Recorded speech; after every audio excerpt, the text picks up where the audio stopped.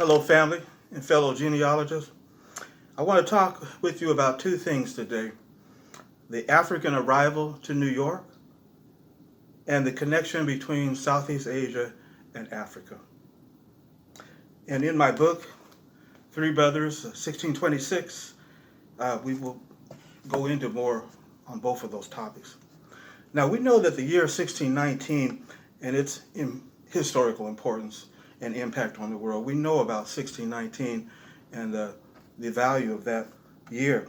But another important date in the African diaspora is the year 1626, and that was the African arrival to New York, when at Manhattan Island, 11 enslaved men from Central Africa were brought by the Dutch to their colony in New York, which at that time was called New Netherlands.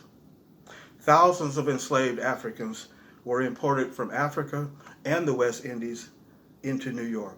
The result, New York City became prosperous and the cultural capital of this country, off the backs of enslaved persons and even off the backs of native indigenous, whose descendants are still with us today and have those stories about their ancestors. For example, in 1991, there was a construction crew that stumbled upon 15,000 skeletal remains of enslaved and free Africans buried 30 feet under Broadway Street. Well, the year 2026 will soon mark the anniversary of that African arrival 400 years ago. But now let's talk about the connection between Southeast Asia, China, and Africa. I'm going to just read right from my book, and this is going to be talking about some of the Chinese archives and things that I discovered in researching this very interesting topic. In the year 813 AD, according to the Chinese archives of the Tang Dynasty, in the New Dynastic History of Tang, under the section The Ho Ling Ku Tio, is found the following entry. In the 8th year of the Yun Ho period, the land of Ho Ling presented 4 Senqing slaves. This Chinese document contains an important clue. On the east coast of Africa is the country Zanzibar, and these 4 slaves came from that country, settled by Bantu speakers during the first millennium, and the land was originally called Sanji, but we know it today as Zanzibar, which means country of the blacks. Now, the land Ho Ling that's mentioned in this Chinese archive document, that referred to Java, the country Java that's in today the area of Indonesia. However, those slaves were traded at Zanzibar, showing that Zanzibar or Zanzi was an international player in world international trade, not only to Java, Indonesia, but even to China and even to Iran, which was Persia at that time, and many other areas around the Indian Ocean. Now, a word that is in the Chinese language that describes a person who's black or dark-skinned or a dark-skinned slave was the Chinese word Kundalin. Kundalin. Okay, so did the word Kundalin only apply to Africans due to slavery? Did the word Kundalin also apply to any other person?